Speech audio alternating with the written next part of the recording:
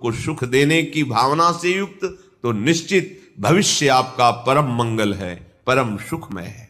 देखो, भगवान के परम पावन भक्त पांडवजन सत्यनिष्ठ हैं, धर्मात्मा है, धर्म से चलते हैं। कितनी भारी विपत्ति आई है, जो चक्रवर्ती सम्राट पद पर अभिषिक्त हुए उन्हीं को 12 वर्ष का वनवास और 1 वर्ष का अज्ञातवास। कितनी कठिन परिस्थिति है। भयावह जंगलों में जहां कोई सुविधा नहीं है वहां जीवन व्यतीत करना है। और ऐसे सुविधा में रहने वाले सम्राट पद में जो हैं, उनको कौन सी सुविधा दुर्लभ है? जिनके मित्र भगवान श्री कृष्ण हैं, जो सत्य को स्वीकार करके धर्म में आचरण करते हैं, उनके जीवन में ऐसी विपत्ति, तो अपने लोग तो विपत्ति लायक ही है। इसलिए विपत्ति में कभी घबराओ मत। यदि विपत्ति में धर्म का त्याग कर दोगे तो फिर ठीक नहीं रहेगा। संकट आया, विपत्ति आई, दुख आई, तो और धैर्यपूर्वक उसको हमें सहना है और अपने भगवत चिंतन को, धर्म को नहीं छोड़ना है, तो आगे बड़ा मंगल होगा। पांडवजन वन में निवास कर रहे, भगवान श्री कृष्ण द्वैपायन व्यास देव जी पधारे और युधिष्ठिर जी को कहा कि भगवान श्री कृष्ण की प्रेरणा से मैं आया हूं। भगवान ने आदेश किया है कि हम तुम्हें प्रति स्मृति नाम की विद्या दें। यह ऐसा मंत्र है, अगर इसका अनुष्ठान करोगे तो तुम जिस देवता को, जहां जिस लोक को चाहोगे, बैठे बैठे देख लोगे। तुम्हारे अंदर दिव्य दृष्टि आ जाएगी और मन की गति के समान तुम वहां पहुंच जाओगे जहां संकल्प करोगे। और ये विद्या तुम अर्जुन को दीजिए। अर्जुन दिव्यास्त्र प्राप्त करे, जिससे इस पृथ्वी में जो असुर स्वभाव के जन हैं उनका उद्धार हो सके। भगवान व्यास देव जी के द्वारा दी हुई प्रतिस्मृति विद्या जब अर्जुन को प्रदान करी, अर्जुन समस्त ब्रह्म ऋषियों की वंदना करके देवराज इंद्र की प्रसन्नता से ही दिव्यास्त्र प्राप्त होंगे ऐसी भावना से इंद्रकील पर्वत पर पहुंचे। वहां एक वृद्ध ब्रह्म ऋषि रूप में देवराज इंद्र ही बैठे थे। उनका तिष्ठ तिष्ठ, रुक जाओ, आगे मत जाओ। आगे अस्त्र शस्त्र ले जाने लायक देश नहीं है, यहां सब दिव्य सिद्धों का देश है। तुम अपना ये धनुष फेंक दो, ये तूणीर फेंक दो और सावधान होकर आगे जाओ। उन्होंने कहा, नहीं, ये गांडीव धनुष परम पूजनीय, परम पावन है, मैं इसे तो नहीं फेंक सकता हूं। अगर इसे तुम फेंक दोगे तो जिस लोक का सुख चाहोगे वो सुख हम प्रदान करेंगे। नहीं, मुझे कोई लोक का सुख नहीं चाहिए। मैं जिस हेतु से जा रहा हूं उसमें इस अस्त्र की आवश्यकता है। यहां एक संकेत मिलता है कि अगर आपने लक्ष्य बना लिया है उच्च कोटि का, भगवत प्राप्ति, भजन करना, धर्म से चलना, सत्य से चलना, तो आपकी परीक्षा होगी। उस मार्ग से हटाने के लिए प्रलोभन आएगा। आपको उस प्रलोभन में अपनी निष्ठा को नहीं छोड़ना है। अगर छोड़ दिया तो गए। भय भी आ सकता है, भयानक भय आ सकता है, पर अगर आप अपनी निष्ठा पे रहे तो भय केवल दिखावा होगा, आपको दुख नहीं दे सकता। प्रकट हो गए देवराज इंद्र और कहा, मैं कोई ब्रह्म ऋषि नहीं हूं, मैं त्रिभुवनपति देवराज इंद्र हूं। तुम अपनी निष्ठा में अचल रहे, क्या चाहते हो? तो कहा, मैं आपके द्वारा दिव्यास्त्र चाहता हूं। वो तो तभी प्राप्त हो सकते हैं जब देवाधिदेव भगवान शंकर का दिव्य अस्त्र तुम्हें प्राप्त हो, उनका साक्षात्कार हो, फिर हम समस्त लोकपाल अपने अपने दिव्यास्त्र आपको दे देंगे। अर्जुन ऐसा सुन ही रहे थे कि देवराज अंतर्धान हो गए। अब विचार किया कि मुझे प्रथम महादेव जी की आराधना करनी चाहिए। तपस्या के लिए दृढ़ निश्चय करके बड़ी उतावली के साथ चले और एक भयंकर कंटकाकीर्ण वन में पहुंचे, जहां समीप में सुंदर नदी प्रवाहित हो रही थी। हिमालय का शिखर है, पवित्र शीतल वायु चल रही है। उस स्थान के दर्शन करके मन में निश्चय हुआ कि यहीं भगवान शंकर की आराधना करेंगे। महातेजस्वी दृढ़ संकल्प वाले अर्जुन ने उस प्रदेश में तपस्या में संलग्न होने के लिए स्थान चयन किया और कुशा की लंगोटी लगाई। कुशा बहुत दुखद होता है, छू जाए तो त्वचा को चीर दे। लंगोटी लगाई और एक दंड समीप में रख लिया और अपने गांडीव धनुष और तूणीर को वृक्ष की डाल पे से टांग दिया और हाथ जोड़कर भगवान शंकर की स्तुति करके निरंतर भजन में लग गए। 1 मास तक 3 दिन 3 रात कुछ नहीं खाना, उसके बाद सूखा पत्ता लेकर के पाना। दूसरा मास 6 रात के बाद कोई फल ले लेना। तीसरा महीना 15 दिन 15 रात व्यतीत होने के बाद एक बार कुछ फल ले लेना। चौथे महीने में केवल जल पीकर रहना, फिर जल भी छोड़कर केवल वायु श्वास, बस निरंतर महादेव जी के चिंतन में निमग्न। दोनों भुजाएं उठाए हुए,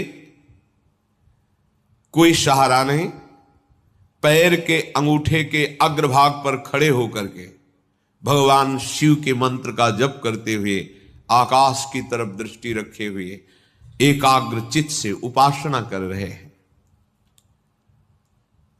तदनंतर अर्जुन की भयंकर तपस्या को देख करके वहां रहने वाले जितने ब्रह्म ऋषि थे सब भगवान पिनाक पाणी महादेव जी के समीप गए और महादेव जी को प्रणाम करके कहा, देवाधिदेव, अर्जुन आपके लिए महान तपस्या से युक्त होकर के उपासना कर रहे हैं।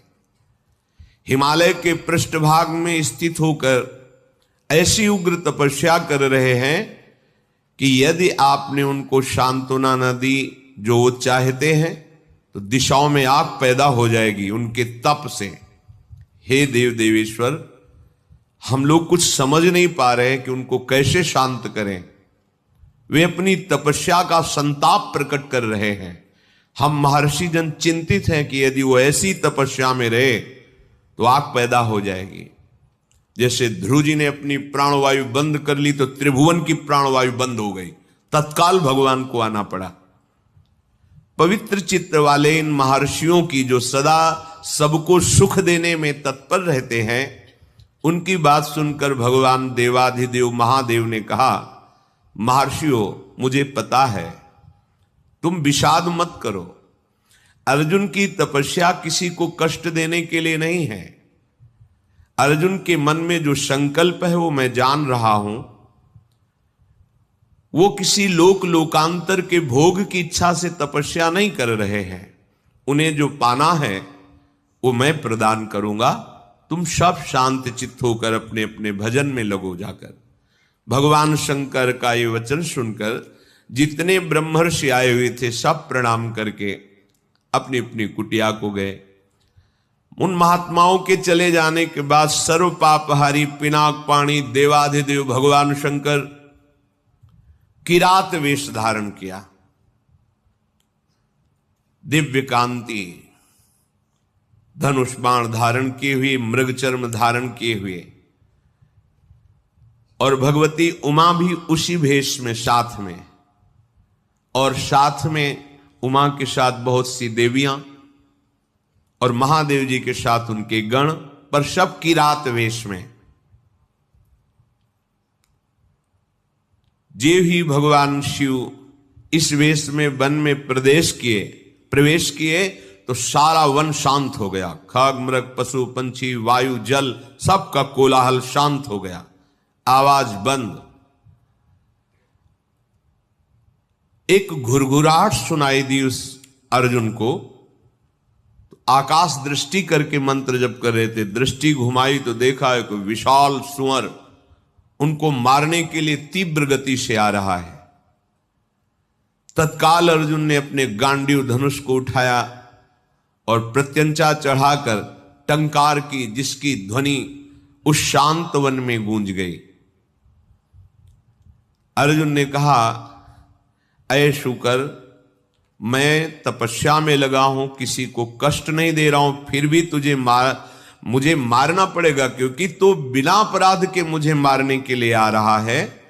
सुदृढ़ धनुष वाले अर्जुन को प्रहार के लिए उद्यत देखकर किरात रूपधारी भगवान शिव ने सहसा रोका। ऐ वीर, इस शूकर को मैंने पहले शिकार रूप में निश्चित कर लिया है, तुम अपना बाण मत चला देना। परंतु अर्जुन ने किरात के वचन की अवहेलना करके तत्काल भयंकर बाण के द्वारा उस शूकर को बेध दिया।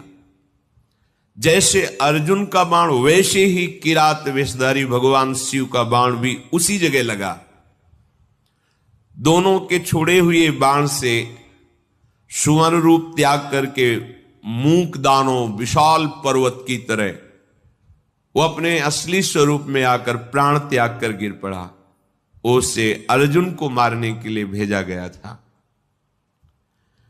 जैसे बिजली की गड़गड़ाहट होती है, ऐसे आवाज करते हुए असुर अपने प्राणों को त्याग दिया। शत्रुनाशक अर्जुन उस तेजस्वी की रात को देखा जो कुछ दिव्य स्त्रियों से घिरे हुए थे। अर्जुन ने कहा, तुम कौन हो और यहां स्त्रियों के साथ क्यों घूम रहे हो? क्या आपको मालूम नहीं कि भयावह वन है? और क्या तुम्हें वन के सिद्धांत का भी ज्ञान नहीं है? जब मैंने लक्ष्य संधान कर दिया तो तुमने बाण क्यों मारा? ये मेरे पास आया था, मेरे को मारने के लिए आया था, मैंने इस पर बाण संधान किया, तो तुम मेरी वीरता का तिरस्कार करके इस पर बाण संधान क्यों किया? इसका उत्तर दो, नहीं तो मैं तुम्हें जीवित नहीं छोड़ूंगा। अर्जुन ने ऐसा किरात से कहा। ये मृगया का धर्म नहीं है जैसा आपने किया है। तुम पर्वत निवासी हो, उत्तर दो, नहीं तुम्हें जीवन से वंचित कर देता हूं अभी। अर्जुन के इस प्रकार कहने पर किरात भगवान जोर जोर से हंसने लगे और कहा, बहुत वीरतापूर्व तुम वाणी भी बोलते हो और वीर भी हो, पर मुझे वन में इसलिए कोई भय नहीं लगता कि यही मेरा घर है। वनवासी हूं, किरात हूं, किंतु जब मैंने कह दिया था कि तुम बाण मत चलाना, ये मेरा लक्ष्य है, तो तुम्हारा साहस कैसे इतना हो गया कि मुझ वनवासी की आज्ञा का उल्लंघन करके तुमने बाण संधान कर दिया? तुमने दुष्कर कर्म किया, ये मुझे पसंद नहीं आया। और तुम जो कहते हो कि मुझे जीवन से हाथ धोना पड़ेगा, तो पहले बल का निर्णय कर लेना चाहिए, फिर बाद में निश्चय होना चाहिए। तुमने हमारे बल का निर्णय तो किया नहीं। क्या तुम जानते हो हम में कितना बल है? किरात वेशधारी भगवान ने कहा। अर्जुन ने कहा, तुम्हारे जानने की हमें कोई आवश्यकता नहीं है, मुझे तुम जान लो। मेरा नाम अर्जुन है, मैं गांडीव धनुष को धारण करता हूं, और जब गांडीव मेरे हाथ में हो तो त्रिभुवन में कोई ऐसा नहीं जो मुझे परास्त कर सके। ये हिंसक रूप धारण करके दैत्य मुझे मारने आया था, मैंने इसे मार गिराया, अपराध आपका है। आपने मेरे लक्ष्य पर बाण क्यों मारा? किरात वेशधारी भगवान बोले, मैंने पहले रोका था और बाण संधान करके मैंने मारा है, और तुम मेरे सामने वीरता की बात कर रहे हो, इसलिए लगता है कि मुझे तुम्हें दंड देना पड़ेगा। अर्जुन ने कहा, ऐसा कौन है त्रिभुवन में जो मुझे दंड दे? हमें लगता है कि तुम्हें प्राणों से कोई प्यार नहीं है, तुम्हें प्राणों से हाथ धोना पड़ेगा। भगवान ने कहा, तुम्हें बल का घमंड है क्या? तुम दूसरों को निर्बल समझते हो क्या? हमें लगता है तुम्हें शक्ति का और बल का गर्व है।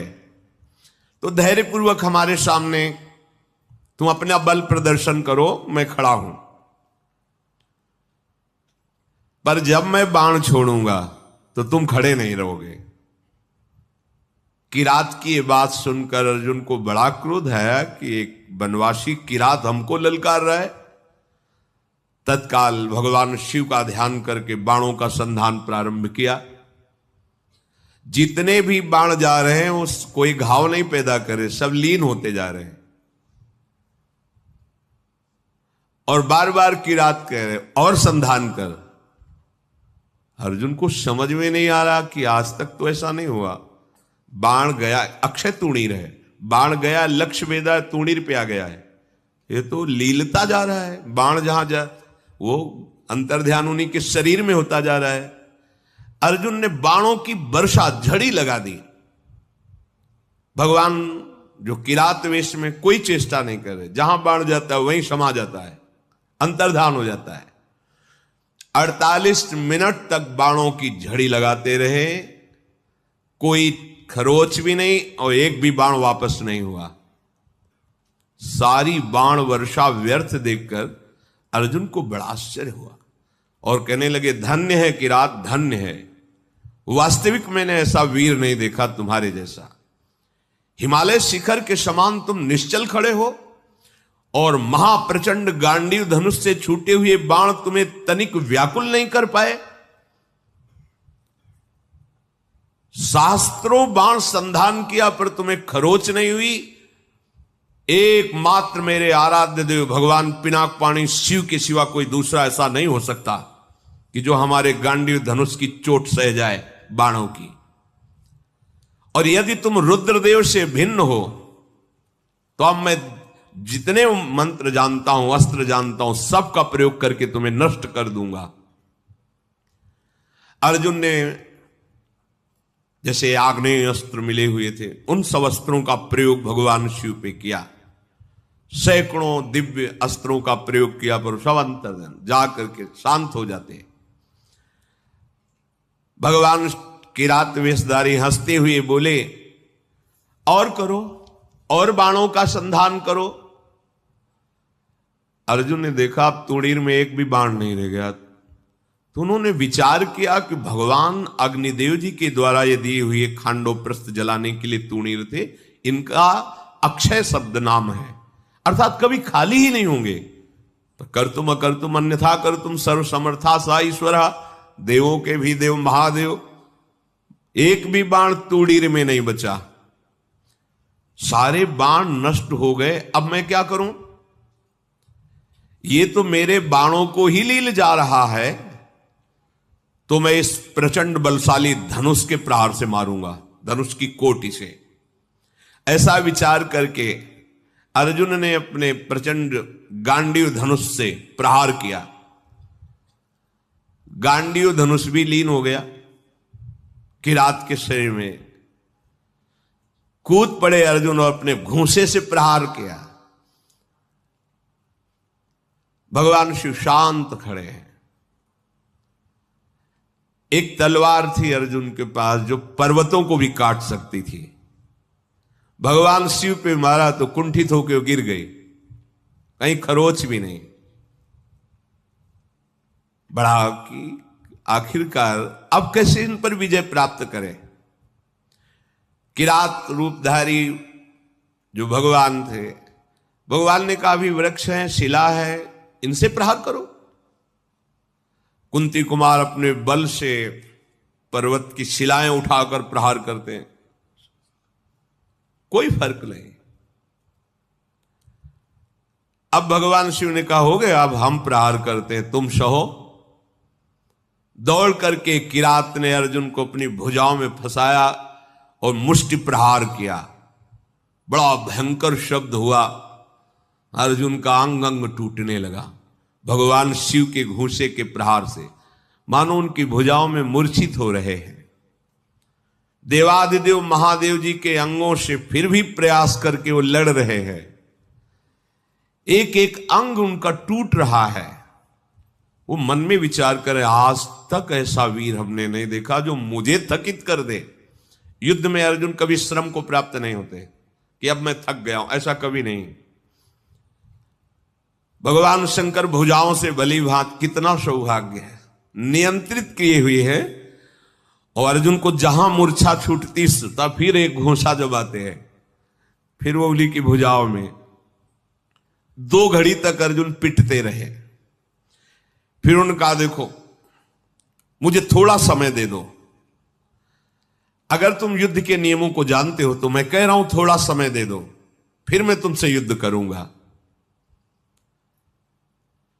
छोड़ दिया, और करके देख लो। तत्काल वहीं की मिट्टी एकत्रित की और उसे लिंगाकार किया। बन था ही, कुछ पुष्प लिए, माला और पुष्प, और हाथ जोड़कर भगवान शंकर की आराधना की, भगवान शंकर का स्तवन किया। पशूनां पतिं पापनाशं परेशं गजेन्द्रस्य कृतिं वशानं वरेण्यं जटाजूट मध्ये स्फुरद्गांगवारिं महादेवमेकं स्मरामि स्मरारिं महेशं सुरेशं सुरारार्तिनाशं विभुं विश्वनाथं विभूत्यंगभूषं विरूपाक्षमिन्द्वर्को वह्निर्तिनेत्रं सदानन्दमीडे प्रभुं पंचवक्तं गिरीशं गणेशं गले नीलवर्णं गवेन्द्राधिरूढं गणातीतरूपं भवं भास्वरं भस्मनाभूषितांगं भवानी कलत्रं भजे पंचवक्तं शिवाकांत शंभो शशांकार्धमौले महेशान शूलिन जटाजूटधारिन त्वमेको जगत् व्यापको विश्वरूप प्रसीद प्रसीद प्रभो पूर्ण रूप। भगवान शिव का स्तवन करके जेव ही माला शिवलिंग पे डारी, तेव ही किरात पर वो माला पहुंची, मस्तक में किरात के। ओहो, ये देख करके अर्जुन आनंद से उल्लसित हो गए, साष्टांग चरणों में गिरे, बोले प्रभु यही मैं सोच रहा था कि ऐसा त्रिभुवन में कौन वीर है जिसकी भुजाओं में आकर मैं निकल ही नहीं पाया, जिनके प्रहार से मेरे अंग अंग शिथिल हो गए। किरात रूपधारी भगवान शिव के चरणों में अर्जुन पड़े हुए, भगवान शिव ने अपनी महान भुजाओं से उठाया। सर्व पापहारी भगवान भव अर्थात महादेव बहुत प्रसन्न हुए और गंभीर वाणी में कहा, अर्जुन कोई ऐसा है ही नहीं तुम्हारे जैसा वीर जो मेरी भुजाओं के प्रहार को सह सके। तुम्हारा पराक्रम, तुम्हारा शौर्य, तुम्हारा धैर्य अद्वितीय है, मैं बहुत प्रसन्न हुआ। मेरा स्पर्श सबको सहज में नहीं प्राप्त होता है, मेरा स्पर्श प्राप्त हो गया। अब तुम्हारा शरीर दिव्य है, अब तुम इसी शरीर से जिस लोक में चाहो जा सकते हो। तुम्हारा तेज कोई सह नहीं सकता है, आज से तुम्हारा पराक्रम अद्वितीय है। महाबाहो मेरी ओर देखो और प्रसन्न हो, देखो मैं तुम्हें दिव्य दृष्टि देता हूं, तुम मेरे स्वरूप को देखो। भगवान शिव ने जब ऐसा कहा तो अर्जुन के सामने अब किरात रूप नहीं, देवाधिदेव महादेव जो किरात वेश में स्त्री स्वरूप में साक्षात त्रिभुवन सुंदरी अंबा और उनकी दासियां और भगवान शिव के गण, बार बार अर्जुन जी ने पूरे शिव परिकर को प्रणाम किया और कहा, तुम युद्ध में अपने शत्रुओं पर जो विजय चाहते हो तो आज के बाद कोई देवता भी तुम्हें परास्त नहीं कर सकता, मनुष्यों की तो बात जाने दो। मैं तुम्हारे हृदय की बात जानता हूं, तुम मुझसे क्या चाहते हो। लो विश्व विनाशक पाशुपतास्त्र मैं तुम्हें प्रदान करता हूं। ये वो अस्त्र है जिसको कोई भी अस्त्र कुंठित नहीं कर सकता और एक क्षण में पूरे त्रिभुवन को भस्म करने की सामर्थ्य मेरे इस अस्त्र में है। पाशुपतास्त्र। तदनंतर शूलपाणी भगवान महादेव जी और भगवती पार्वती जी के दर्शन करके अर्जुन को बड़ा आनंद प्राप्त हुआ। साष्टांग पृथ्वी पर लेटकर प्रणाम किया। अर्जुन बोले, हे जटाजूटधारी सर्वदेवेश्वर देवाधिदेव महादेव, भग देवता के नेत्रों का विनाश करने वाले नीलकंठ, आपके मस्तक पर जगत पावन करने वाली गंगा जी विराजमान हैं। प्रभु, समस्त कारणों के परम श्रेष्ठ कारण आप हैं। मैं बहुत लज्जित हो रहा हूं। अपने स्वामी से युद्ध किया, अपने आराध्य देव से युद्ध किया, आप पर बाण संधान किया, कटुवचन बोले, धनुष से प्रहार किया, और भी नाथ मेरे अपराध को क्षमा कीजिए। मैं बहुत अंदर लज्जा से युक्त हो गया हूं। मैं आपके ही दर्शन की इच्छा लेकर इस महान तप से युक्त हुआ था। हे देव देवेश्वर, संपूर्ण जगत आपकी वंदना करता है और मैंने आप पर प्रहार किया, फिर भी आप प्रसन्न हैं।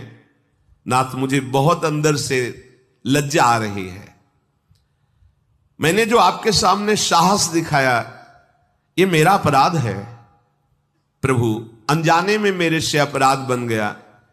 हे शंकर, मैं आपकी शरण में हूं, मेरी धृष्टता को क्षमा कर दीजिए। महातेजस्वी भगवान वृषभध्वज ने अर्जुन का हाथ पकड़ा और हंसते हुए कहा, अपराध थोड़ी है कोई, मैं शिव रूप से तुम्हारे सामने थोड़ी था, मैं तो किरात रूप से था, तुम्हारा कोई अपराध नहीं, वीर का यही धर्म है। फिर भगवान शिव ने दोनों भुजाओं से खींचकर देवी हृदय से लगाया तो जितने अर्जुन की पीड़ा और घाव थे सब शांत हो गए। देवादिदेव महाजी बोले, अर्जुन, तुम भगवान श्री कृष्ण के शरणागत और प्रिय सखा हो, मैं तुमसे बहुत प्यार करता हूं। जो भगवान श्री हरि का भजन करते हैं, भगवान शंकर अहेतुकी कृपा उन पे अपने आप करते हैं। और जो भगवान शंकर की आराधना करते हैं, हरि अहेतुकी कृपा अपने आप करते हैं। कभी ऐसा भ्रम किसी को नहीं होना चाहिए कि हम हरि के उपासक हैं तो भगवान शंकर की थोड़ी भी न्यूनता या अवहेलना करें। नहीं, भगवान श्री हरि कहते हैं, शिवद्रोही मम दास कहावा, सो नर मोहि सपने नहीं भावा। कभी ऐसी गलती नहीं। और जो भगवान शिव का उपासक है, वो कभी वैष्णवों की, हरिजनों की या हरि की कभी थोड़ी सी भी अवहेलना या निंदा ना करे कि हमें भगवान शंकर के बल से ऐसा। नहीं तो भगवान शंकर ही दंड दे देंगे, वही दंड दे देंगे। काकभूषण जी ने तो यही किया ना। गुरु बार बार उनको समझा रहे थे कि हरि और हर में कोई भेद नहीं है, लीला के लिए दो रूप हैं, पर वो ये नहीं मानते। तो गुरु की अवहेलना करने लगे थे। गुरुदेव मंदिर में पधारे और शिव मंदिर में बैठे पंचाक्षरी मंत्र जप रहे थे, क्या प्रणाम करना? नहीं प्रणाम किया तो भगवान शिव ने कहा, अरे ये अमर्यादा, गुरु के आने पर तुम खड़े नहीं हुए, प्रणाम नहीं किया, अजगर की तरह बैठा रहा। अरे पापी, मेरे मंत्र को तेरे गुरुदेव ने ही दिया और उनका तू अपमान कर रहा है। जा सहस्त्र योनि अजगर की प्राप्त कर। भगवान शंकर ने ही दंड दे दिया। कभी ऐसा ना हो कि कोई अपनी उपासना के बल से अपने ही आराध्य देव के अन्य रूपों की निंदा या अवहेलना करे। और भगवान शिव तो परम वैष्णवाचार्य सच्ची कहते हैं, उनकी कृपा से ही प्रेम लक्षणा भक्ति मिलती है। और गूढ़ रहस्य, भगवान शंकर अहंकार के अधिष्ठात्र देवता हैं और हमारे श्री हरि को अहंकार पसंद नहीं, तो अहंकार का अपहरण भगवान शिव ही करते, तभी दैन्यता आती है। भगवान शंकर ने कहा कि ये लो गांडियो और ये लो अक्षय तूणीर, ये तुम्हारे योग्य है। कुंती कुमार, तुम्हारे शरीर में जो चोट पहुंची है, अब तुम कभी ऐसी चोट से व्यथित नहीं होगे जो मैंने चोट पहुंचाई। अब कोई इससे भी भारी चोट पहुंचावे तो तुम्हें कभी व्यथा नहीं होगी। भगवान चोट पहुंचाते हैं मजबूत करने के लिए। जैसे कुम्हार है ना, नीचे हाथ लगा के मटकी को थाप से पीटता है, अपना रंग देता है और मजबूत करता है, ऐसी भगवान का जो दास है, भगवान उसको इतना मजबूत कर देते कि माया एक साथ मिलकर प्रहार करे, काम क्रोध लोभ मोह मद मत्सर, फिर भी कोई फर्क नहीं पड़ता। वो हरिदास है, वो हरिजन है। पार्थ, तुम्हारा पराक्रम यथार्थ है, इसलिए मैं तुम पर बहुत प्रसन्न हुआ। मर्तलोक में या स्वर्गलोक में या अन्य लोक में अब कोई भी ऐसा नहीं जो तुम पर विजय प्राप्त कर सके। तो भगवान का भक्त त्रिभुवन विजेता होता है, यहां से लेकर ब्रह्मलोक तक कोई उसे परास्त नहीं कर सकता। ब्रह्मा जी भी नमस्कार करते हैं जो भगवान के सच्चे भक्त होते हैं। अर्जुन बोले, देवाधिदेव प्रभु, ये जो आपने भयंकर दिव्यास्त्र दिया है, इसको मैं धारण कर सकूं, इसका संवरण कर सकूं, इसकी क्या विधि है, आप कृपा करके मुझे प्रदान कीजिए। कोई भी दानव, राक्षस, भूत, पिशाच, गंधर्व, नाग, कोई भी हो, इस अस्त्र को हाथ में लेते ही वो भस्म हो जाएगा। ये भगवान शिव का दिव्य अस्त्र है। इस अस्त्र का अभिमंत्रित करना, इस अस्त्र को धारण करना और इस अस्त्र का अंतर्ध्यान कराना, जो ही इस अस्त्र को अभिमंत्रित किया जाता है तो इस अस्त्र से हजारों लाखों त्रिशूल, भयंकर विषधारी सर्प और भयंकर गदा और भयंकर विषैले बाण प्रकट हो जाते हैं। कोई जीत ही नहीं सकता है। ये भगवान शिव का अस्त्र है। भीष्म, कर्ण, कृपाचार्य, कटुभाषण करने वाला कर्ण, ये सब क्या है इस अस्त्र के सामने? भगवान पशुपति महादेव जी ने पांडव कुमार अर्जुन को धारण करना, प्रयोग करना, उपसंहार करना, ये विधि बताई। भगवान शिव ने कहा, इस मेरे अस्त्र को धारण करना, प्रयोग करना, उपसंहार करना न देवराज इंद्र जानते, न यमराज जानते, न कुबेर जानते, न वरुण जानते, न वायु देवता जानते, फिर साधारण मानव की तो बात ही क्या है। हे कुंती कुमार, पर तुमको मैं सावधान करता हूं, किसी मर्त पुरुष पर इसका प्रयोग मत करना। यदि किसी अल्प शक्ति वाले योद्धा पर इसका प्रयोग कर दिया जाए तो यह त्रिभुवन का नाश कर देगा। चराचर प्राणियों सहित समस्त त्रिलोकी को भस्म करना इसके लिए साधारण बात है। इस अस्त्र के लिए कोई भी त्रिभुवन में ऐसा नहीं इस अस्त्र के द्वारा मारा ना जा सके। इसका प्रयोग करने वाला पुरुष केवल इसका चिंतन करके मानसिक संकल्प करे तो सामने वाला नष्ट हो जाएगा, या दृष्टि डाल दे तो भस्म हो जाएगा, या वाणी द्वारा बोल दे तो नष्ट हो जाएगा, और कहीं धनुष पर चढ़ा के संधान कर दे तो जो संकल्प करेगा वैसा ही हो जाएगा। अर्जुन बड़े आनंदित थे, इतना बड़ा पावर। भगवान विश्वेश्वर को गुरुदेव रूप में स्वीकार करके अर्जुन ने उस दिव्य अस्त्र को स्वीकार किया।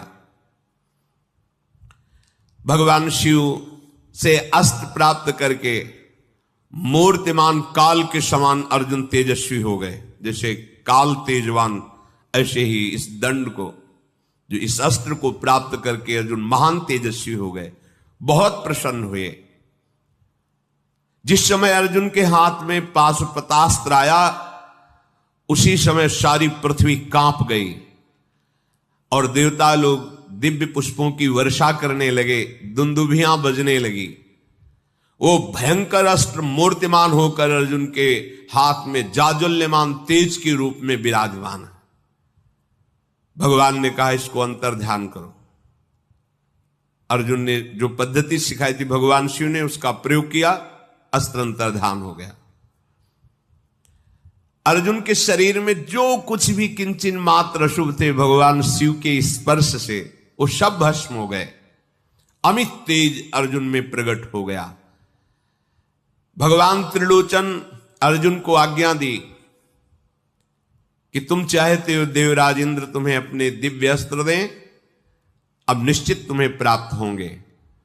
मंगलमय महादेव और उनका परिकर तत्काल अंतर्धान हो गया। अर्जुन के देखते देखते पिनाक पाणी भगवान वृषभध्वज परिकर सहित अंतर्धान हो गए। जैसे भुवन भास्कर अस्ताचल में छिप जाते हैं। अब शत्रुवीरों का संहार करने वाले अर्जुन को बड़ा आश्चर्य हुआ कि महादेव जी से मेरा युद्ध हुआ, महादेव जी की कृपा मिली, महादेव जी से अस्त्र मिला, बड़े आनंदित हैं।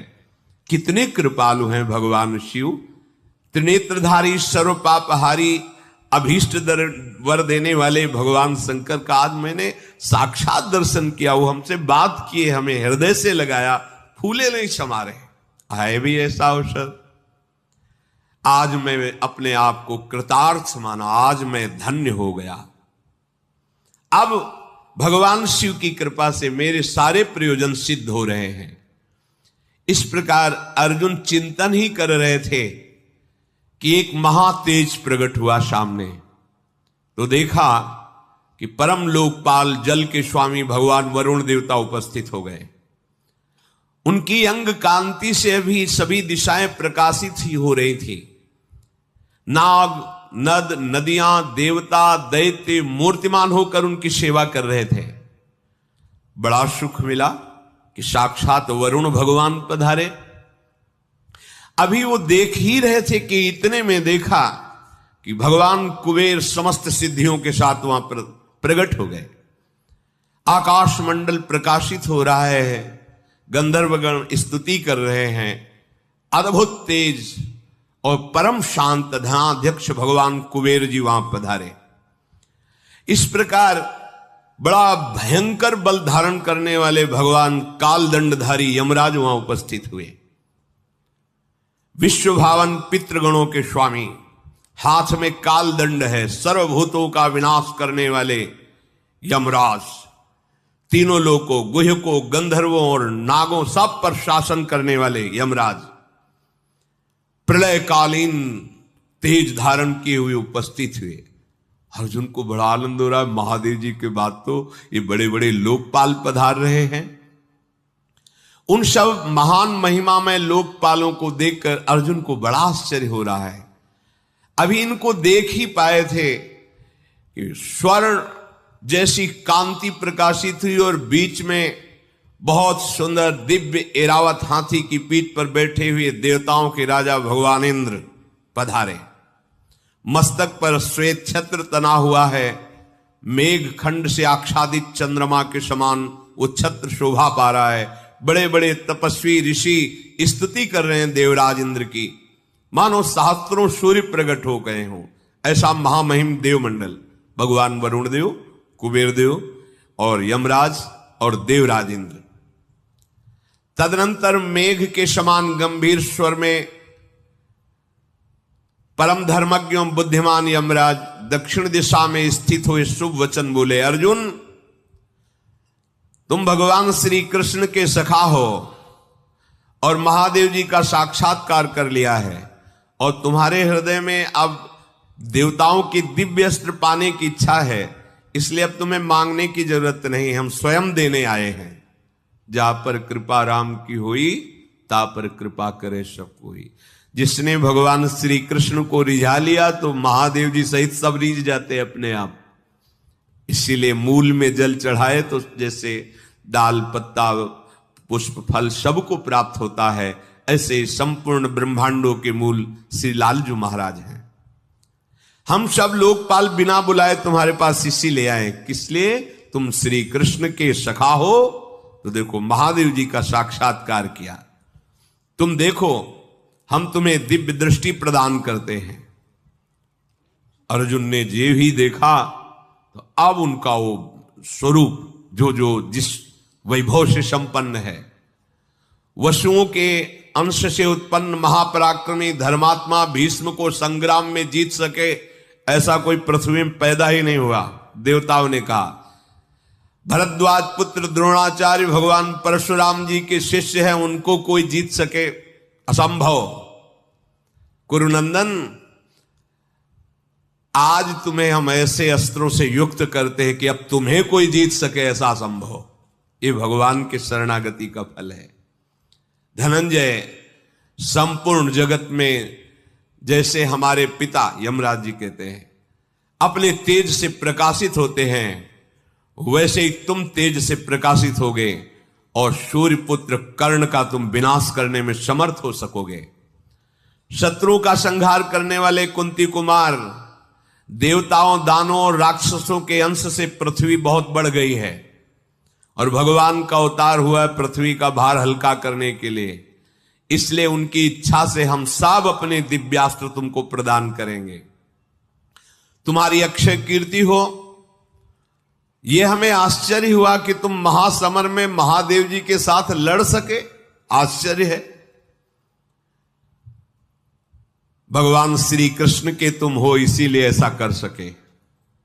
उनके सामने नहीं कोई खड़ा हो सकता, लड़ना तो बात जाने दो। एक बार भगवती उमा जी विनोद में, भगवान शिव बैठे थे विनोद में, ऐसे ही हंसी में पीछे से जाकर दोनों नेत्र से बंद कर लिए। विनोद में जो बंद के तीसरा खुल गया, पूरे हिमालय में आग लग गई। सामने आए, बोले ऐसा विनोद मत करना, पूरी सृष्टि का विनाश। ये प्रलयंकारी देवता है, आशुतोष भी है, प्रसन्न हो जाए तो सब ठीक ठाक है, इनसे खिलवाड़ भी नहीं, फिर युद्ध कौन कर सकता है। हम सब लोकपाल भगवान श्री कृष्ण की प्रेरणा से आए हैं। महाबाहो कुरुनंदन, हम अपने अपने अस्त्र का मंत्र देंगे, उसका उपचार, उसका प्रयोग और उपसंहार, ये हम अपने अपने दिव्यास्त्रों का ज्ञान तुम्हें प्रदान करेंगे। इसके बाद जल जंतुओं के स्वामी, मेघ के समान कांति वाले प्रभावशाली भगवान वरुण देवता पश्चिम में खड़े थे। बोले पार्थ, तुम भगवान के भक्त हो, इसलिए तुम्हारे लिए कुछ अदेय नहीं है। मैं जल का स्वामी वरुण हूं। कुंती कुमार, मेरे पास से पास ऐसे हैं कि अगर इनसे बांध दिया जाए तो कोई भी हो निकल नहीं सकता। वरुण पाश, मैं इनको धारण करना, इनका रहस्य, इनका उपसंहार, ये तुम्हें प्रयोग विधि मैं तुम्हें बताता हूं। ये पाश ऐसे हैं, अविनाशी पाश है, इनको कोई काट नहीं सकता किसी और मंत्र आदि के द्वारा भी। महाबली पार्थ, मेरे कृपा से तुम्हारे में सामर्थ्य है कि ये पास धारण कर सकोगे, इसका प्रयोग कर सकोगे, और जिसको तुम इसमें बांध लोगे उसका अंतिम परिणाम केवल मृत्यु ही है, बस। इस अस्त्र के द्वारा जब तुम संग्राम भूमि में विचरण करोगे तो कोई भी ऐसा नहीं है जो प्राणहीन ना हो जाए।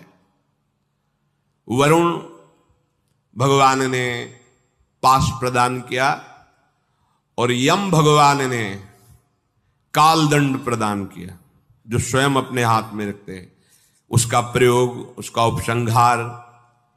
कुबेर भगवान ने कहा, मैं तुम पर बहुत प्रसन्न हूं, तुम अपराजित वीर हो, मुझे बड़ी प्रसन्नता हो रही है। पुरातन देव सनातन भगवान श्री कृष्ण तुम्हारे सखा हैं। मैं तुम्हें अपनी तरफ से दिव्यास्त्र प्रदान करता हूं। महाबाहो, ये दुर्जय प्राणियों को भी जीतने वाला अस्त्र है। तुम मुझसे शीघ्र ही इस अत्युत्तम अस्त्र को ग्रहण कर लो। इससे दुर्योधन की सारी सेना को तुम भस्म कर सकते हो।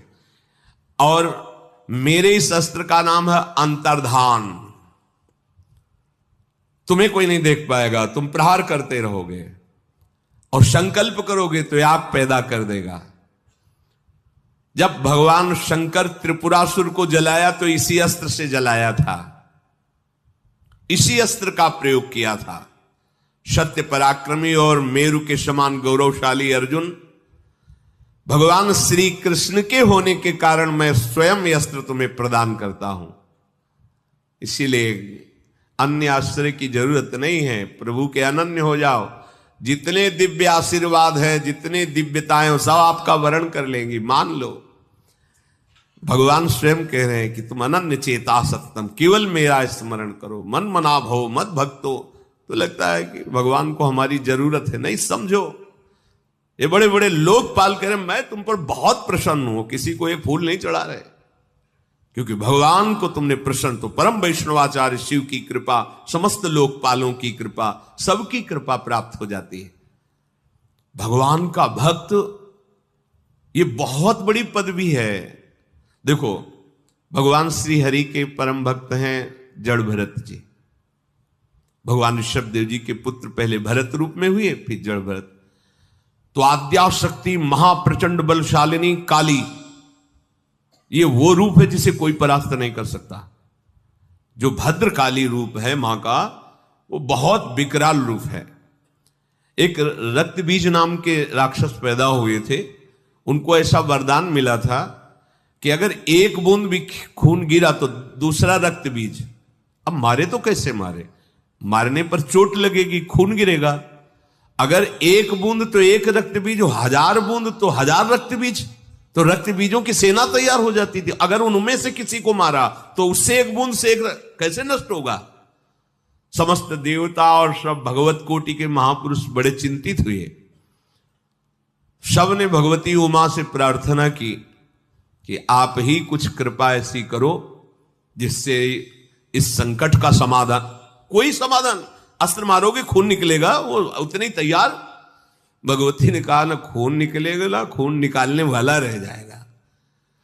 योजनों लंबी जिभ्या और विकराल महान खप्पर, कुंड जैसा खप्पर, भारी क्रोध में भर के गर्दन काटी, जवान में लपेट करके सब बूंद गिरा, मतलब रह ले गया, नाश कर दिया रक्त बीज का। और फिर तो इतना प्रचंड क्रोध बढ़ा कि अब ये इनको शांत कैसे करे। तो भगवान शंकर ये महारूप, लेकिन आप भागवत में पढ़ के देख लीजिए, जब जड़ भरत जी की बलि देने के लिए सर झुकाया ऐसे काटने के लिए, और जे ही अस्त्र लिया तो देवी जी के शरीर में असहनशीलता रूपी ताप पैदा हो गया। आग लग गई भद्रकाली के शरीर में, असहनी होकर विग्रह फाड़ कर निकल पड़ी और अपने ही पुजारी और सेवकों की गर्दन काट काट करके रक्तपान किया। भगवान श्री हरि का जो दास है, बहुत बड़ी पदवी, इस बात को समझो आप। समस्त दैवी शक्तियां स्वयं उसकी रक्षा करती, उसको हाथ जोड़ने की जरूरत नहीं, क्योंकि सब जगह अपने भगवान को देखकर शांत भाव से जो निरंतर भजन परायण रहता है, सब भगवान की दिव्य शक्तियां, दिव्य अस्त्र सब। इसलिए एक बार सत्संग में सुनाया था कि एक महात्मा राधा राधा राधा रटते थे, गहेवर वन की पतली कुंज गली में आराम से लेटे थे लताओं के नीचे। तो एक बंगाल का कोई राजा आया जिसको देवी जी सिद्ध थी, और उसका था कि एक बार साष्टांग अगर लौट जाए तो सामने वाला फट जाए, ऐसा था। तो सेवकों ने कहा बाबा जी हट जाओ, महाराज की सवारी आ रही। तो महारानी के भाव में मगन बाबा जी को सुना ही नहीं दिया, और ऐसे ही समझ रहे थे बाबा जी को। मतलब लोग प्राय ऐसे समझते हैं कि ऐसे ही हैं, मांगते खाते हैं ऐसे। देखो मिठाई वही दुकान में रखी है तो मिठाई है, और जब राधा वल्लभ लाल जी के पर्दे के अंदर चली गई तो प्रसाद हो जाता है, और उसको बड़े सम्मान से एक किनका मिल जाता है तो हृदय शीतल होता है, माथे पे लगाते हैं। ऐसे ही संसार में हो तो जीव हो, जब भगवान के शरणागत हो गए तो अब जीव नहीं रहे, अब दासत्व पदवी प्राप्त हो गई, और दास और प्रभु में अभेद भाव होता है। फिर तो प्रभु भी जहां महारानी जी के, तो वो मस्ती में पड़े थे, जाके बल गर्भ भरे रसिक व्यास से न डरे, लोक वेद कर्म धर्म छाड़ी मुक्ति चारी। राजा ने कहा क्या है? बोले महाराज एक बाबा जी पड़ा है, उठ ही नहीं रहा है, हट ही नहीं रहा है। बोले हटो, और जाके साष्टांग लौट गए, कुछ नहीं हुआ। दोबारा लौट गए, महात्मा को कुछ खरबर सुनाई दिया, उठ के बैठ गए। फिर लौट, बोले बच्चा एक ही काफी थी दंडवत, इतनी काहे कर रहे हो? तो बोले हम कोई श्रद्धा से थोड़ी कर रहे हैं, हमको देवी सिद्ध, हम जिसको साष्टांग प्रणाम कर ले उसकी खोपड़ी फट जाती। तो बोले हम उस देवी की उपासना करते जहां तुम्हारी देवी को सोहनी लगाने का भी सौभाग्य नहीं है, जाओ तुम। बोले ऐसा कैसे महाराज आप कह सकते? बोले हाँ, हम निकुंज देवी लाडली जी के चरणों के आश्रित, जाओ। तो उनकी कृपा से उन्होंने जाके देखा गंगा आदि दिव्य देवियां, बड़ी बड़ी शक्तिशाली देवियां श्री जी की सीढ़ियों पर खड़ी स्तवन कर रही, ऊपर महारानी जो महल में विराजमान, क्योंकि इन्हीं के अंश से सब शक्तियां हैं। अंशी है लाडली जी, जैसे लालजू के अंश से सब अवतार है, अंशी है लालजू, ऐसी जितनी शक्तियां हैं सब लाडली जू के अंश से। जो लाडली लाल की हम चरण सेवा में हैं तो सबकी कृपा हमारे ऊपर है। जैसे कोई कोई प्रश्न करते ना कि अब हमारी सेवा में अमुक विराजमान थे, अगर उनको हटाते हैं तो नाराज तो नहीं हो जाएंगे? अरे नहीं, वो इतने प्रसन्न होंगे क्योंकि सबका उद्देश्य है स्वामी तक पहुंचाना। हर शक्ति का उद्देश्य है प्रभु तक पहुंचाना। आप देख लो, जो जहां उपासना करता है, जब उसकी उन्नति होगी तो उठते उठते वो परम तत्व में स्थित हो जाएगा। महान आनंद प्रदान करने वाला ये अवसर अर्जुन देख रहे हैं कि लोकपाल वरुण, भगवान कुबेर जी, भगवान यम जी, ये सब अपने अपने दिव्यास्त्र प्रदान किए। अर्जुन ने वहां के कुछ फूल जंगल के और फल लाकर उनके चरणों में अर्पित करके पूजन किया। इस प्रकार समस्त देवता अर्जुन का सम्मान प्राप्त करके अंतर ध्यान हो गए। अब तो दिव्यास्त्र प्राप्त हुआ, बड़ा आनंद हुआ। फिर देवराज इंद्र ने कहा, अर्जुन तुम्हें हम यहां नहीं स्वर्ग में प्रदान करेंगे दिव्यास्त्र। अभी तो हम जा रहे हैं, हमारा सारथी मातिल दिव्य रथ लेकर के आएगा, तुम उस पर बैठकर हमारे पास स्वर्ग आओ और वहीं विधिवत कुछ दिन रहो, मैं तुम्हें अपने दिव्यास्त्रों की शिक्षा दूंगा। लोकपालों के चले जाने के बाद शत्रु संहार अर्जुन चिंतन कर रहे हैं कि कब मातली आएगा। तत्काल गड़गड़ाहट सुनाई दी। निद्रा विजयी बुद्धिमान अर्जुन ने देखा कि महातेजस्वी रथ आकाश मार्ग से आ रहा है। मातली सहित एक क्षण में ही वो रथ अर्जुन के पास आ गया, मानो तेज प्रकट हो रहा हो। ऐसी चलने से गर्जना हो रही थी कि समस्त दिशाएं परिपूर्ण हो रही थी। उस रथ में भयंकर शक्तियां विराजमान थी, बड़े बड़े प्रस्तर और वज्र। उस स्थान पर दो सर्प भयंकर विषधारी कि आप उधर झांक भी नहीं सकते उस सिंहासन की तरफ, और श्वेत बादलों की तरह सुंदर छत्र है उसका। 10,000 श्वेत और पीत रंग वाले घोड़े हैं, जहां आंखें नहीं टिकती, ऐसा तेज है उन घोड़ों का। और वो कहीं भी वायु में, जल में, अग्नि में, सब जगह वो चल सकते हैं। ऐसे अर्जुन ने नील वर्ण वाले महातेजस्वी वैजयंत नामक इंद्रध्वज को फहराता देखा।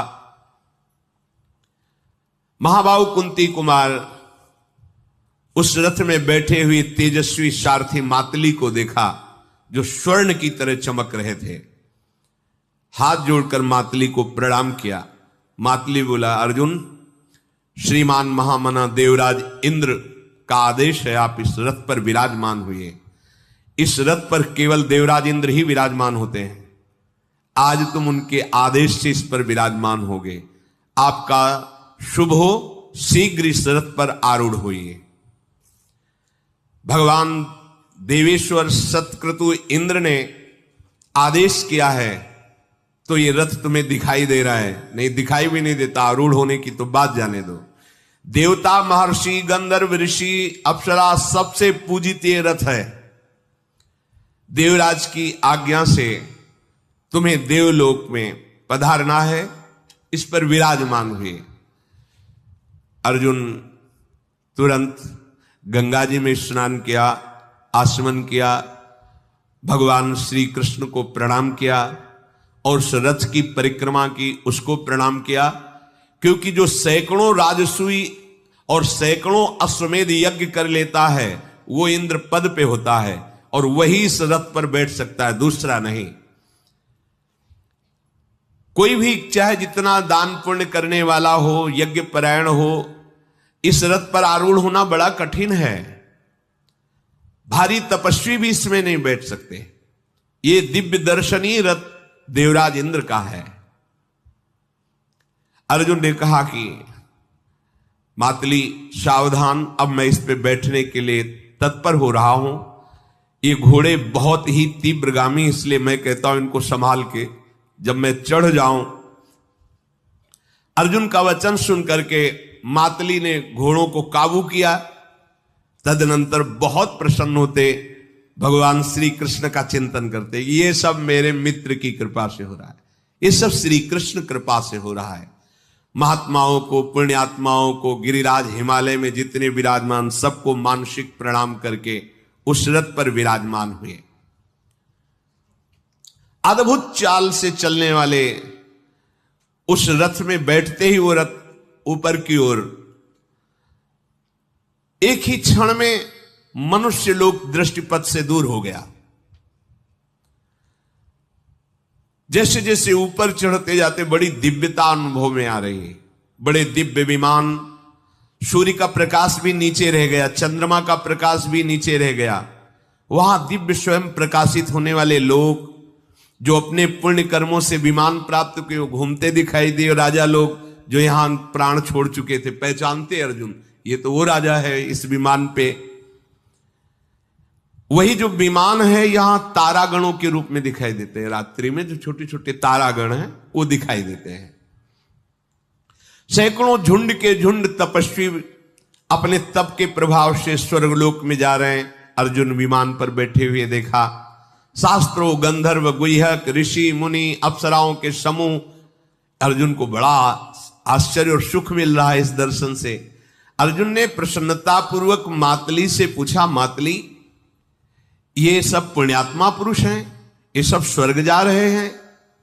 तो कहा हां, इनका पुण्य जब पूर्ण होता है तो ये स्वर्ग लोक में अपने पुण्यों को भोगते हैं जाकर। फिर आगे देखा तो स्वर्ग के प्रधान द्वार पर महान श्वेत वर्ण का गजराज ऐरावत दिखाई दिया। 4 दांत बाहर निकले हुए हैं, मानो जैसे कैलाश पर्वत भगवान शिव का, ऐसे ऐरावत महायशस्वी पार्थ इंद्र की अमरावती के दर्शन के लिए उत्सुक है। कैसी होगी अमरावती जिसमें देवराज इंद्र रहते हैं। आगे बढ़े तो देखा सिद्ध और चारण जन स्तवन कर रहे हैं। फिर वहां से मातली ने दिखाया, वो देखो अमरावतीपुरी जिसमें महाराज इंद्र विराजमान होते हैं। ऐसी सुगंध तो पृथ्वी लोक में थी ही नहीं, जैसी वहां प्रवेश करने पर वायु में सुगंध है। ऐसी उन्मत्तता चढ़ रही है आनंद की, देवलोक की सुगंध से और निकुंज की सुगंध से, जहां देवताओं का भी प्रवेश नहीं, हमें वहां जाना है। प्रियालाल की सौरभ जो प्रेम उन्मत्त कर देती है। अरे समझो, कहां उपासना कर रहे हो, किसकी उपासना कर रहे हो? ये जितनी चर्चा हो रही है ये सब आने जाने वाली है। आब्रह्म स्तंभ पर्यंतम सर्वम मायामयम जगत, सत्यम सत्यम पुनः सत्यम हरिर नामय केवलम। अगर आपको इस बात की महिमा समझ में आ जाएगी तो राधा नाम छूटेगा क्या? जिनसे सब मंत्र प्रकट हुए हैं वो सब मंत्रों के अधिष्ठात्र, देवताओं के भी देवता भगवान श्री हरि हैं। वो हरि भी जो जपते हैं वो है राधा नाम। हरि रसना राधा राधा रट, राधा राधा रटोगे तो निकुंज पहुंचोगे, जहां अमरावती की बात क्या बैकुंठपुरी को भी तुलना में नहीं, रज की तुल बैकुंठ नहीं और लोक की बैकुंठ। ऐसी करोड़ों अमरावती बैकुंठ, उपहास होगा अगर कह दिया जाए कि करोड़ अमरावती बैकुंठ के समान, उपहास होगा, क्योंकि चिदानंद धाम बैकुंठ और कहां ये मायाकृत अमरावती, जहां वैकुंठ भी अपनी महिमा से लघु हो रहा है। वहां हमारे लाडले युगल सरकार श्यामा श्याम खेलते हैं कुंज निकुंजों में, और चिदानंद धाम है, माया का प्रवेश नहीं, काल का प्रवेश नहीं। आगे जब बढ़े तो देखा नंदनवन। अर्जुन उन्मत्त हो रहे हैं, ऐसे पुष्प, ऐसी लता, नंदनवन, कल्प वृक्ष, पारिजात, मंदार, ऐसे दिव्य दिव्य झूम झूम के पुष्प के गुच्छे, और ऐसे वृंदावन की लता सम कोटि कल्प तरु। करोड़ों नंदनवन के वृक्ष एक साथ मिल जाए तो यहाँ के करील के समान नहीं है, क्योंकि ये करील देखने में लगती है श्यामा श्याम का अनुराग प्रदान करने की सामर्थ्य रखती है। अर्जुन को ऐसा लगा मानो नंदनवन बुला रहा है कि आओ हमारे समीप आओ। जिन्होंने भारी तपस्या नहीं की, जो अग्निहोत्र परायण नहीं है, जो बड़े पुण्यात्मा नहीं है, वो सोच भी नहीं सकते नंदनवन का। अब आप विचार करो, नंदनवन के लिए, और नंदन और लाडली जो जहां जिस वन में, तो यहां के लिए संभाव्योपि विरंचि नारद शिव स्वयं भुआद्यैर्नया। पर यही है कि जैसे गांव के किसान को हीरा मिल जाए तो एक सफेद कांचे ही समझेगा, वो समझेगा थोड़ी। तो वृंदावन धाम प्रियालाल इनकी उपासना पाए रतन चीन्हो नहीं, दीन्हो करते डारी। ये माया श्री कृष्ण की मोहो सब संसार। सच्ची मानिए ऐसी बात बन गई है जिसके आगे कोई बात ही नहीं है। बस राधा राधा रज लगाओ, खूब नाम जप करो, ठसक रखो श्यामा श्याम की, कुछ दुर्लभ नहीं। देखो यहां कह रहे हैं बड़े बड़े तपस्वी याज्ञिक और जो पुण्य आत्मा है उन्हीं का प्रवेश होता है, दूसरे कोई सोच भी नहीं सकता कैसा होगा नंदनवन। और यहां वृंदावन में कैसी पापी क्यों न हो, हरिवंश नाम जो ले तो अलग लड़ेती रीझ के महल खवासी दे। श्री हरिवंश शरण जे आए, श्री वृषभानु कुंवरी नंद नंदन निज कर अपनी चिट्ठी चढ़ाए। हरिवंश महाप्रभु की शरण में हुआ और राधा राधा बोला तो लाडली लाल निकुंज के रजिस्टर में नाम लिख लिया। अब हमको क्या चिंता है, हमारा तो पास बन गया है। हम सब वृंदावनवासी रजोपवासी श्री लाडली लाल के आश्रित, बस ठसक रखनी है, ये गर्व रखना है हमारे माई श्यामाजू को राज। वो वस्तु मिलेगी जो न देवैर ब्रह्माद्यैर न खलु हरि भक्तैर न सुहृदा दिभिर यद्वै राधा मधुपति रहस्यम सुविदितम। जब धूप का कष्ट सहोगे तब तुम्हें छाह की शीतलता मालूम देगी। ये सुन रहे हो ना, तब पता लगता है क्या है नौ निकुंज, नवनिवृत्त निकुंज क्या है। ये मायाकृत यहां से लेके ब्रह्म लोग उनके लिए कह रहे हैं। बिना याज्ञिक पुण्यात्मा तपस्वी के कोई सोच भी नहीं सकता, वहां जाने की तो बात जाने दो। और अपने लोग न याज्ञिक है न तपस्वी है न पुण्यात्मा है, क्या है श्री जी के चरण शरण में, बस इतनी बात है। मेरे बल श्री वृंदावन रानी, और ये बल उनको प्राप्त नहीं है ना होगा, क्योंकि वो जहां है वहां ये सोच नहीं है, और हम जहां हैं यहां सोच है। कैसे? पक्की जो मटकी हो चुकी उसको फोड़कर कुछ नहीं बना सकते, लेकिन कच्ची मटकी को जो चाहो बना सकते हो। हम लोग कच्ची मटकी है, फोड़कर जो चाहो बना लो, लेकिन पक्की मटकी नहीं, फूट गई तो किसी काम की नहीं है। ये सब पक्की मटकी है, ये पक्के हो चुके हैं। जो इनकी सोच, जो इनकी महिमा, जो इनको वो उतने में स्थित है। हमारी ना कोई महिमा है ना कोई सोच है, माटी के लोंदा है। अब जैसा चाहे कुम्हार बना दे तो बना दिया। श्री जी ने अपने श्री चरणों की दास्ता का महासुख प्रदान करने वाला शरणागत। इसलिए इस ठसक को हल्के में मत लो। सच्ची कहते पता नहीं कैसे रीझ गई लाडली जी की अपने लोगों को वृंदावन। ये वृंदावन है, वृंदावन। कभी सोचो कि आप कहां रह रहे हैं? वृंदावन, वृंदावन रह रहे हैं हम तो। यहां रहने मात्र से भगवत प्राप्ति है, यहां के रहने मात्र से। देखो गृहस्थ जन, धार्मिक जन, बड़े बड़े संत महात्मा जब माघ मास में मकर गति होती है ना, मकर संक्रांति, तब तीर्थराज प्रयाग में 1 महीना वास करते हो। बहुत छाती शीतल करते हैं कि हमने बहुत पुण्य, और है बहुत पुण्य, वर्णन है शास्त्रों में, बहुत वर्णन है। कम से कम 3 रात्रि वहां से शुरू है, और 1 महीना जो वर्णन करके भजन साधन, अरे उनका क्या कहना है। और प्रयागराज अपने पाप मिटाने के लिए आप वृंदावन की परिक्रमा करके यहाँ की रज में लौटते हैं, कि उस रज में तुम रहते हो 3 दिन 3 रात नहीं, पूरा जीवन ही समर्पित है। तुम्हें क्या मिलेगा? श्री जी। इसमें संशय तुम्हें? हम बोले हमसे भजन साधन नहीं हो रहा। पाप आचरण मत करो, वैष्णव निंदा मत करो। नाव में बैठे हो, तुम्हें मेहनत नहीं करनी तैरने की है, नाव स्वयं पहुंचा देगी। तुम्हारी समझ में नहीं आ रहा? लिफ्ट में बैठे हो, सीढ़ियां नहीं चढ़नी है, ज्यादा उलरो गिरो मत, इधर शांत चुपचाप खड़े रहो, पहुंच जाओगे वहीं। हम अपनी मनमानी नहीं कह रहे। श्री हरिवंश प्रताप नाम नौका निज खेवक, और भव सागर सुख तरत निकट हरिवंश जो खेवक। तुम तो नाव में बैठे बस आनंद लो। कौन सा बन आया, कौन सी तरंग आई, उछलो कूदो मत, चुपचाप बैठे रहो। राधा राधा राधा। नाव पहुंचा दी, भवसागर से पार करके निकुंज तट पे पहुंच आ गए। निकुंज तट पे, अब कोई हम भवसागर में, निकुंज में है।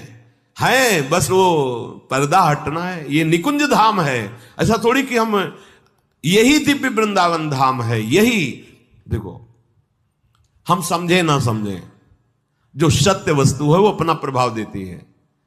ये वृंदावन सत्य वस्तु है। तुम्हारे भाव भाव की इसमें, ये तो लौकिक वस्तुओं में कि भाव है तो बहुत ऊंचे उठ गई, भाव गिर गया तो सड़ गई। यहां भाव की जरूरत नहीं है, बस इसको पकड़ लो तुम, बेभाव तुम पहुंच जाओगे। प्राकृतिक वस्तु जहर तुम्हारे भाव की अपेक्षा रखती क्या? तो जहर तुम्हें मार देगा, नाराज होकर पी लो तो मार देगा। अमृत गुस्सा होकर पियो तो अमर कर देगा, नाराज होकर पियो तो अमर कर देगा। अग्नि दाहिका शक्ति अपन, भैया जब ये प्राकृतिक दिव्य शक्तियां अपना प्रभाव नहीं छोड़ती तो यहां वृंदान सर्व महताम अपहाय दूरात वृंदा टवी मनुसरो प्रणयन चेतहा सत्तारणी कृत सुभाव सुधार सौघम राधा विधान मिह दिव्य निधानम अस्ति। तुम्हारे भाव की अपेक्षा है। जय रेणु पर मरिवो मंगलाय परम धाम। यहां मातली विमान लेके प्रवेश नहीं कर सकता, वो आपको सही बताए। यहां भगवान का सारथी दारुक भी विमान लेके प्रवेश नहीं। यहां सहचरियों को पालकी पे ले जाती सखियां, हाँ, सुंदर पुष्पों से सजी हुई पालकी पे बैठाल के लाडली जी के समीप। पंडित गया प्रसाद जी ने देखा जब भाई जी का शरीर पूरा हुआ तो उन्होंने देखा बहुत सी सहचरियां फूलों से श्रृंगारित पालकी में, और एक सखी को, नौ किशोरी को ले जा रहे। तो बाबा ने दिव्य दृष्टि से देखा तो भाई जी हनुमान प्रसाद पोद्दार जी थे। यहां का भगवत पार्षदों का भी प्रवेश नहीं। इतनी ऊंचाई पे आ गए हो। बस दो बात सावधानी से, वैष्णव निंदा मत करना और नाम मत छोड़ना। वृंदावन बस के इतनो बड़ो सयान, जुगल चरण के भजन भी निमिष। बस आप जीत गए प्यारे, मान लीजिए जीत गए। यहां रहने मात्र से भगवत प्राप्ति हो जाएगी। जैसे कहते हैं ना, वृंदावन में रह रहे हो, भजन नहीं हो रहा तो क्या होगा? वही होगा जो भजन करने से होता है। कैसे हो सकता है? बिना भजन के हो सकता है? हमारे भजन के 4 अंग हैं। जैसे ये हम चद्दर फैला दें तो इसके 4 कोने हैं, 2 उधर और 2 इधर। जो 2 उधर हैं वो रूप और लीला है, और जो इधर हैं वो धाम और नाम है। पूरे चद्दर को घसीटने के लिए चारों कोने पकड़ने की जरूरत नहीं है, एक कोना पकड़ लो और घसीटो तो पूरा चद्दर नहीं आ जाएगा। अच्छा, निरंतर नाम जप करने का अभ्यास तो कर ही रहे, पर निरंतर होना बहुत कठिन बात है ना। तो धाम तो उसमें तो शरीर हमारा निरंतर रह रहा है ना। अब एक कोना पकड़ लिया धाम, तो धाम के पड़ोस में रहता है नाम। 4 कोने ना, धाम के पड़ोस वाला कोना है नाम। चलत फिरत सुनियत है श्री राधा वल्लभ लाल। कैसे? तो ये धाम की महिमा है। सुबह से निकलते वहां से राधा राधा राधा राधा राधा राधा। तो ये तो प्रगट पार्थिव कान इसलिए सुनाई देते। अगर दिव्य कान हो तो यहां की वायु में, यहां के पत्ते में, यहां के खगमृग पशु पंछियों में ये वृंदावन है। ये वृंदावन, वृंदावन के वृक्ष को मरम न जाने कोई, यहां डाल डाल और पात पात श्री राधा राधा। राधा यशो मुखर मत खगावली के यहां हमें वास मिला है। तो धाम में किसकी गूंज हो रही? नाम की। और जब धाम और नाम है तो रूप जाएगा कहां? रूप है पतंग और नाम है डोरी, और खड़े उड़ा कहां रहे? धाम में। तो आ गई पतंग गोद में, और जब पतंग रूप आ गया तो फिर लीला कहां गई? चारों कोना उपासना के 4 हैं, नाम रूप लीला धाम। धाम को पकड़ लिया तो नाम निरंतर चलने लगेगा। बहुत पावर है इस भूमि में। और नाम चल रहा तो रूप जाएगा कहां? रूप प्रकाशित हुआ, और जब रूप प्रकाशित हुआ तो लीला में प्रवेश हो गया। संपूर्ण बात बन गई। हमें जो अनुभव नहीं हो रहा उसका कारण पापाचरण है। यहां रहकर हम पापाचरण करते हैं, अधर्माचरण करते हैं, वैष्णव अपराध करते हैं, एक दूसरे की निंदा अवहेलना। ये धाम है, ये भगवत प्राप्ति का मार्ग है। ये वनवासियों के लिए है, प्रियालाल के उपासकों के लिए है। यहाँ मनमानी आचरणों के लिए नहीं कि आप यहाँ आए और बहुत बढ़िया होटल ले लिए और मनमानी बाहर जैसे गंदे आचरण करते हैं वहां। भाई एक दिन रहो, हाथ जोड़ के प्रार्थना है, मत रहो बराबर वृंदावन अगर तुम्हारी सामर्थ्य नहीं। एक दिन रहो, पर पवित्र आहार, नाम जप, परिक्रमा, सत्संग, दर्शन, जो तुम संसार में गंदी क्रियाएं करते हो वहां यहां मत करो। ये धाम है, यहां आप आए हो कुछ लेने के लिए, मंगल प्राप्त करने के लिए। अगर आप आ करके यहां बड़े बड़े कमरे किराए से ले और फिर वही ऐसे गंदे आचरण किए तो यहां का आचरण कई गुना बढ़कर होता है, अच्छा या बुरा। बुरा आचरण करोगे तो कई गुना बढ़कर। इसलिए आगंतुक जनों से एक बार पूछा था पूज्य महाराज जी से कि महाराज जी जो धाम में वास करते हैं तो कभी कभी मन में आता है कि ऐसे परम पावन धाम में हम मल त्याग करते हैं, मूत्र त्याग करते हैं, तो कई तरह के छोटे मोटे बड़े अपराध भी बन जाते हैं। जब हम निरंतर धाम में वास कर रहे हैं तो कहीं ना कहीं कुछ दिन तो लगता है कि धाम है, एक डर सा लगता है कोई गलती ना हो, फिर रहते रहते एक समतुलता हो जाती है, अपना घर जैसे लगने लगता है। तो ऐसे में कोई त्रुटि हो जाए तो फिर क्या उसकी गति में बाधा होती है? महाराज इनका बिल्कुल नहीं। जिसने जीवन अपना धाम को समर्पित कर दिया है, अगर वो संत द्रोह नहीं करता तो बड़े से बड़े अपराध को धाम अपने आप क्षमा करके उसे परम गति प्रदान करता है। पर महाराज इनका बाहर से आने वालों को बहुत सावधान रहना चाहिए। अब जैसे यही है तो यही उसको चोट लगेगी, यही उसका अपमान हो जाएगा, यही उसके अपराध जो भूल से बने वो क्षय हो जाएंगे, धाम क्षमा कर दे। आप बाहर से आ रहे हैं, जय दिन रुकिए, बहुत होश से रुकिए। आप धाम आए, तीर्थ नहीं। तीर्थ तो करोड़ों तीर्थ प्रयागराज में जाते हैं, इसलिए उनका नाम तीर्थराज प्रयाग है। और प्रयाग स्वयं ये उसमें गर्ग संहिता में गर्गाचार्य जी ने वर्णन किया है, स्वयं प्रयागराज यहां पावन होने के लिए आते। ये कोई गप वाली बातें नहीं कि हम महिमा की ऐसी बात अपने मन से कह रहे हैं, तस्मात् शास्त्रम प्रमाणम थे। इसलिए यहां आए हुए आगंतुक उपासकों को चाहिए कि बहुत सावधानी पूर्वक किसी का खाने की चेष्टा मत करो। ये आपको पुण्य लाभ के लिए कह रहे हैं। यदि आप धाम आए हैं तो प्रसाद के और चरणामृत के सिवा किसी का पाने की इच्छा मत कीजिए। यदि गृहस्थ है, अगर आपने किसी के यहां कुछ पाया है तो चाहे भले आप 100 रुपया रखिए, रख दीजिए। गृहस्थ हो, मान लो आप बहुत ही गरीब हो तो फिर वहां पोछा लगा दीजिए, झाड़ू लगा दीजिए, ऐसे मत पाइएगा। आप गृहस्थ हो, किसी भी साधु महात्मा किसी भी धर्म स्थान पर जो भोजन बट रहा हो आपके लिए नहीं है, वो विरक्तों के लिए बट रहा है, जिनका कोई आश्रय नहीं। आप गृहस्थ तो बाहर से आए हो। जैसे परिक्रमा में कोई हलवा बांट रहा है, कोई पूड़ी बांट रहा है, तो तुम भी तो गृहस्थ हो। ठीक है, तुम गरीब हो तो उपवास करो, पूरी परिक्रमा लगाओ।